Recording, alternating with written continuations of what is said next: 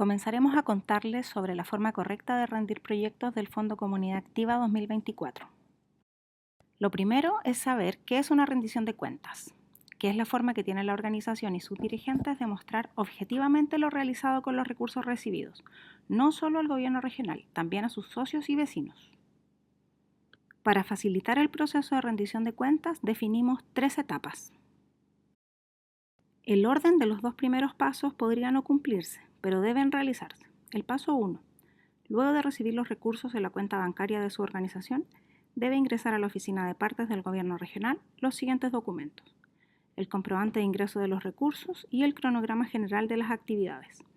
Esto se ingresa en bandera 46, piso 1, que es la oficina de partes. Acá vemos el formato del anexo 1. Con este documento como carátula se adjuntan los documentos que mencionamos anteriormente. En la parte de arriba podemos ver los antecedentes generales de su institución. Es importante que siempre mantenga actualizado el correo y teléfono del representante legal, que es con quien nos contactaremos para entregar cualquier información relativa a su proyecto. Luego, en la segunda parte, debe marcar con una X los documentos a entregar. Acá podemos ver los formatos de comprobante de ingreso y cronograma. El comprobante de ingreso puede ser copia de la libreta de ahorro o cartola bajada de internet. Además, en el cronograma deben ir los meses de ejecución, considerando si existe un receso, por ejemplo, los meses de verano, o si comenzará un mes después de firmar el convenio. El cronograma nos dará una vista general de la ejecución. Si al momento de recibir los fondos ya tiene las actividades definidas, este debe contener fecha, hora y lugar de la actividad. Y con esto terminamos el primer paso. Acá pasamos al paso 2. Comenzamos el proceso de rendición de recursos. Primero, deben saber que los recursos gastados y actividades realizadas se informan cada 2 meses, a través del formulario o anexo número 2 que veremos más adelante. En esta lámina vemos un ejemplo de cuándo debo ingresar mi primera rendición. Siempre nos tenemos que guiar por la fecha que tiene nuestra resolución de aprobación del convenio. Si no tiene este documento, se lo puede pedir al analista asignado a su proyecto a través de correo electrónico. Si mi resolución tiene fecha en el mes de septiembre, independiente de qué día, debo rendir septiembre y octubre los 15 primeros días de noviembre. Acá revisaremos los documentos que debe incluir su rendición y llevar como carátula el anexo 2. Los proyectos pueden tener hasta 5 ítems: gasto de honorario, operación, inversión, gasto de difusión y gasto administrativo. Solo el gasto de difusión es obligatorio, por lo tanto todos deben tenerlo en su proyecto. Tal vez su proyecto tiene solo gasto de operación y difusión y eso es lo que debe rendir. Es importante revisar la ficha de postulación para tener claridad de este punto. Primero le vamos a contar sobre las boletas de honorario. Estas corresponden al documento tributario con que se les pagan sus servicios a los profesionales que trabajen en el proyecto. Por ejemplo, profesores, charlistas, contadores, etc.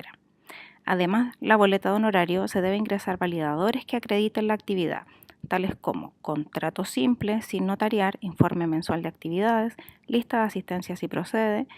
Por ejemplo, en el caso de los talleres, la lista no se requiere para actividades masivas, y lo más relevante que deberán acompañar siempre son fotografías y videos que den cuenta de la ejecución, siempre ajustándose al cronograma entregado. Además, en la glosa de la boleta debe ir el código del proyecto y la actividad y mes de trabajo. El otro documento tributario es la factura. Con este documento se deben rendir todos los otros ítems y debemos considerar entregar junto a ella el contrato de servicios si corresponde, por ejemplo para el caso de la instalación de alarmas, cámaras y servicios de productora. Siempre debe existir un contrato. Esto es resguardo para ustedes. Acá también se debe indicar fecha de pago y las condiciones en que se entregará el producto o servicio. Las facturas siempre se deben emitir a nombre de la institución beneficiada con el fondo, nunca a nombre de personas naturales u otra institución. Deben fijarse que las facturas vengan con forma pago contado, tal como aparece en el dibujo de la presentación, y en la glosa de la factura se debe ingresar el código del proyecto y el detalle de la compra. Además, deben ingresar lista de beneficiarios, por ejemplo, en el caso de la instalación de alarmas o entrega de trajes para eventos culturales o equipamiento deportivo. También deben ingresar las fotografías de las compras y el uso de estas en la ejecución. No son obligatorias las listas de beneficiarios si la ejecución es una actividad masiva, tampoco en el caso de las cámaras, pero si se realizan capacitaciones, este sí debe llevar lista de beneficiarios. Acá podemos visualizar la primera parte del anexo 2, la que tiene en el primer punto los datos generales de la institución y luego el detalle de los meses a rendir y los montos transferidos y gastados. En la segunda parte del anexo 2 podemos ver los datos a rendir en cada ítem. Todos requieren los mismos datos: tipo de documento, si es factura o boleta de honorario, número de documento, fecha de emisión, RUT del proveedor, concepto del gasto, por ejemplo, si es instalación de alarmas o compra de indumentaria deportiva, y por último, el monto bruto pagado, es decir, con el impuesto incluido, ya que los fondos entregados cubren la totalidad del gasto. Acá tenemos un ejemplo práctico de cuántas rendiciones podríamos realizar, dependiendo de la duración de mi proyecto. Si mi iniciativa solo comprende una compra y se termina la ejecución, se puede entregar 1 o 2 rendiciones. El número máximo de rendiciones que se deben ingresar por oficina de partes es 6. Así se cubren los 12 meses que tenemos autorizados para ejecutar y se incluyen las rendiciones sin movimiento, que también son obligatorias. Por ejemplo, si recibí los fondos 2 meses después de la fecha de la resolución, esto se debe informar. Si tenemos receso de actividades y, por supuesto, todas las actividades realizadas, siempre teniendo como referencia la fecha de la resolución. Para concluir, tenemos el paso 3, que es entregar un informe final. Acá se informa el resumen de gastos y las actividades realizadas, además del cumplimiento de los objetivos que se plantearon en el inicio.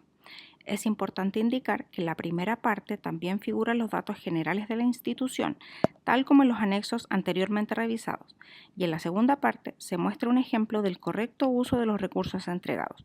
Nunca se compensa un ítem con otro.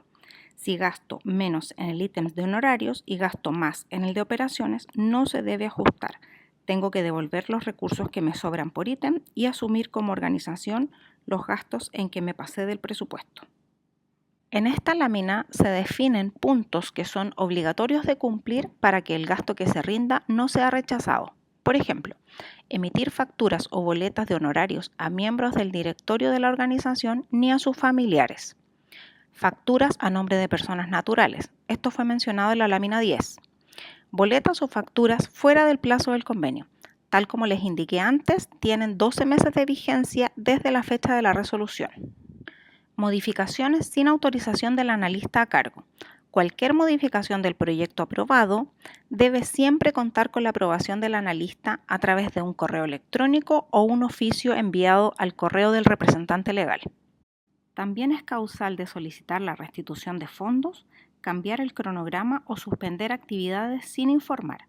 Con este cronograma se agendan y coordinan las visitas a terreno, que son sorpresa para la organización. Si se realizan 2 visitas y las actividades no se están ejecutando, tenemos la potestad de solicitar la restitución de fondos, ya que no tenemos cómo acreditar la correcta ejecución de la iniciativa. El último punto tiene relación con las gráficas contenidas en el proyecto: invitaciones, pendón, pasacalle, diplomas, ropa corporativa, medallas, etc. Deben obligatoriamente adecuarse a las normas gráficas del servicio y, para asegurar que cumplan, deben estar aprobadas por el analista vía correo electrónico. Ahora revisaremos el uso de marcas del gobierno regional. Siempre utilizaremos en toda nuestra gráfica el logo del Gobierno Santiago y el del Consejo Regional. Estas son nuestras marcas representativas. Para la aprobación de las gráficas, proceso obligatorio como les mencioné antes, se genera un flujo que deben conocer. Ustedes le envían el correo para aprobación al analista. Si cumplen con lo requerido, la gráfica se aprueba, siempre a través de correo. Si la gráfica es rechazada, es decir, no cumple con el reglamento de normas gráficas que todos deberían tener en su mail, esta se rechaza, se envían correcciones, se vuelve a enviar hasta que quede aprobada. Y si es pendón o pasacalle, recién ahí se puede enviar a impresión. ¿Qué significa que las gráficas estén aprobadas? Quiere decir que cumplen con el manual de normas gráficas que fueron diseñadas para ustedes. Con esto podemos facilitar su trabajo. En esta lámina podemos ver las características que debe tener un pendón, además de ver el formato que tiene el archivo para que ustedes puedan descargar. Bajo de la palabra soporte dice pendón roller y abajo les aparecerá un botón para descargar este formato. Acá podemos visualizar los archivos que tenemos para descargar, con todos los formatos necesarios para que no tengan que diseñar. Si existe algún formato que no esté, le avisan al analista por correo electrónico y éste pide que lo incluyan. La invitación es el único elemento gráfico que todos los proyectos utilizarán en algún momento de la ejecución de la iniciativa. Puede ser en el lanzamiento o inauguración, en alguna actividad representativa del proyecto o en el acto de cierre.